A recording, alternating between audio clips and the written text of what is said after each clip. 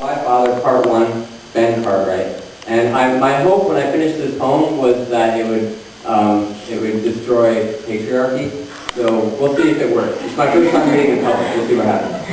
Okay, Ben Cartwright for Pernell Roberts. Survived by little Joe and Hops, this barrel-chested, leather vest of a man, as manly as the West itself, leaves cattle, timber, hands, the legacy of men and boys.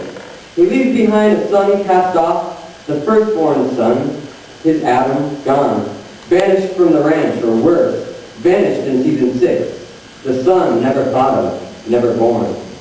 He leaves Virginia City streets, once opened wide to him, now clear, spotless, immaculately free, devoted to the fantasy of the loving patriarch. He leaves.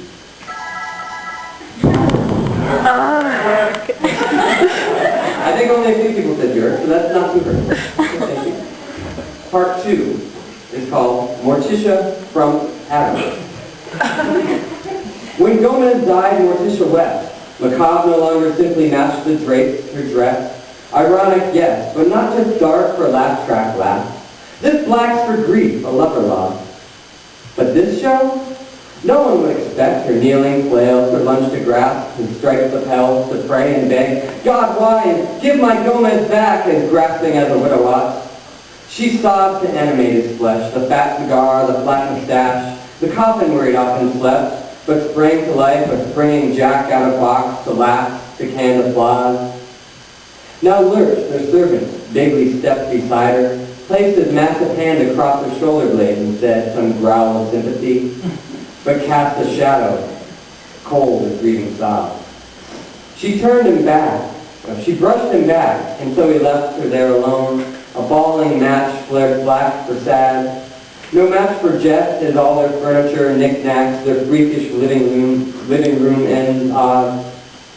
Thing took up its castanet, and Lurch just shook his head, went back to the harpsichord and played again, for little Wednesday deep in dance, so dark she danced through Lurch's thoughts.